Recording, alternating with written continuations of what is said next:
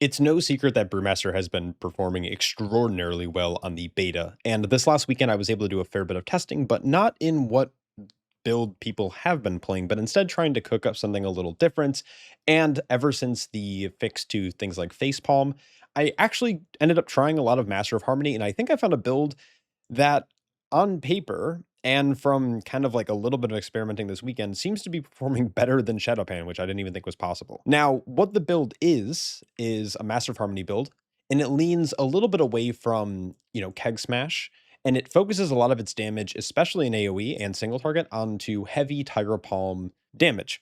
So what I really like about this build is that it's doing significantly higher single target damage than average of what Shado-pan will do, closer, but anywhere between sometimes 60 to 70k, and it does tremendous damage in AoE as well. Now, while the burst potential isn't as high as Shado-pan, especially during like Black Ox windows, it does do consistent AoE damage, and it feels fairly tanky. So let's kind of dive into what this build is. So this build is playing Master of Harmony. Now, I still have some gripes with this. I do still think that Harmonic Surge needs to be looked at by Blizzard. I've seen people make the argument where, well, maybe you're supposed to sit at 6 stacks permanently as you accumulate the stacks, and you're supposed to always have them so Tiger Palms always do it. That would make sense if it wasn't for the fact that almost every single damage buff that consumes a stack to do extra damage, you're incentivized to prioritize that. And so I think there's like a design philosophy, like friction there that Blizzard should just address. Like I understand the argument and I get it, but that I think they need to look at how this buff is operating, how you're gaining stacks, how it's being deployed, etc. Because ultimately, what's happening is as you gain harmonic surge stacks, not just through casting Celestial Infusion, but also through casting just Keg Smash, which you're also getting resets with the Apex talent, you're just always accumulating more than you can spend, period. And there needs to be a way to find some kind of equilibrium where you can spend the stacks as fast as you gain them without ruining how the spec plays. But for now, we are pretty much just ignoring it, and we are still going to Tiger Palm frequently, but we're always going to be between 4 and 6 stacks in combat because that's just ultimately what ends up happening.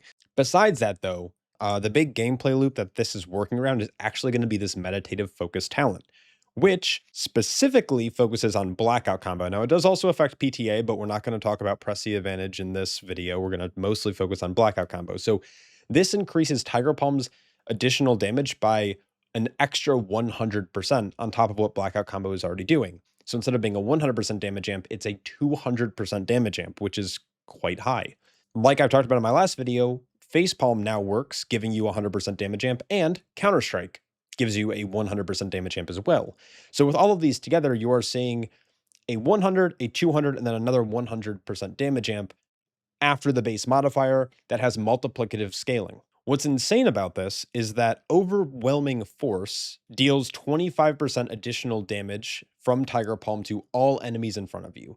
So in single target situations, you're getting this massive multiplicative 400% damage amp, and you're also getting an additional 25% damage, and even in AoE, you're still going to want to hit and prioritize Tiger Palm because it cleaves.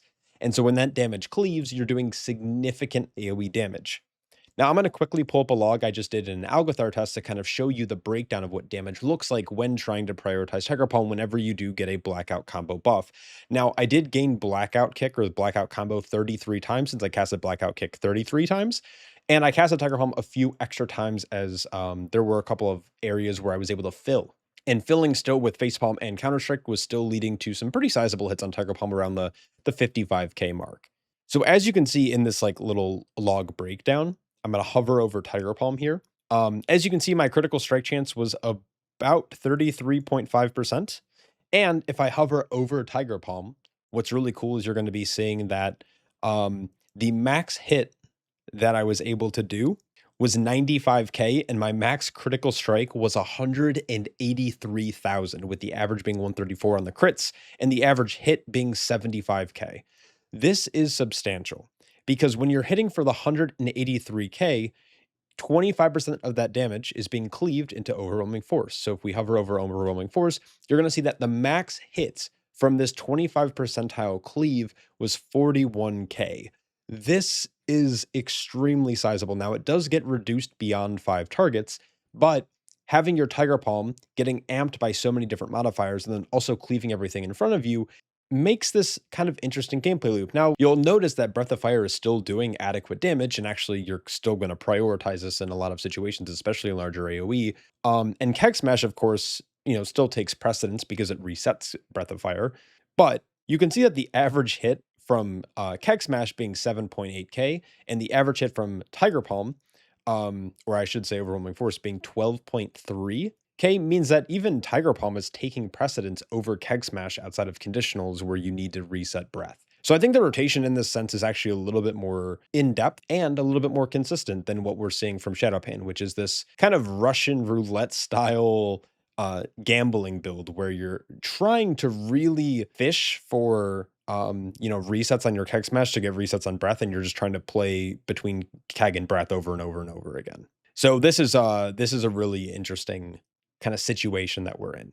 Now, Aspect of Harmony is still putting in a fair bit of work. It's now just being applied though whenever we do Keg Smash or hit Celestial Infusion, so you're going to be incentivized to hit that quite often since it's going to accumulate quite quickly with how much damage we're doing in AoE. But this is such a fun build to play right now, and I've been having a blast. Now, what I really like about this build, while it might do slightly less AoE from my experience, especially in like larger pulls, like the first pull of Algothar, for example, in dungeons like Skyreach, I'm still able to get close to 100k overall, despite it being a fairly small target count dungeon. Even in some of the larger pull dungeons like Seat of the Triumvirate, for example, or even Magister's Terrace, I am climbing and getting close to 130k overall, which is fairly impressive, especially with Shado-pan being so much lower than that, at least on average. Now, while Shado-pan is still doing a lot of damage, I think this build has kind of slid under the radar because of how fun and how engaging Shado-pan is and how tanky it is at a baseline level for new players.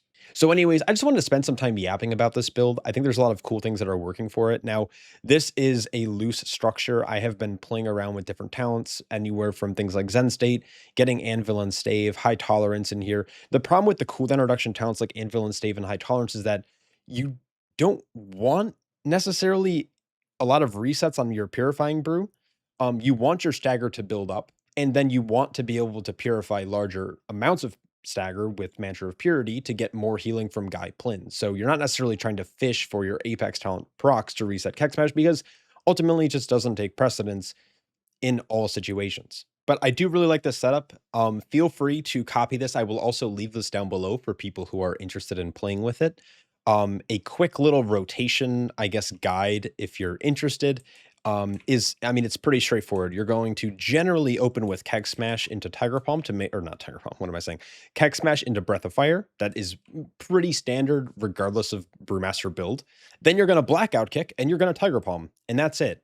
The biggest thing you're going to want to make sure, though, is you're going to want to make sure all targets are in front of you. So making sure once you're getting threat, that you're backing up slightly to make sure mobs are always in front of you, to make sure you're hitting as many targets as possible with your Overwhelming Force to optimize your damage. Now, generally speaking, you're only going to ever want to Tiger Palm when you have both conditionals being met, which is Blackout combo is active and Counter-Strike is active. Now, in boss fights, this might be a little bit more difficult to do, but in AoE, you're generally always going to have both of these buffs in most cases.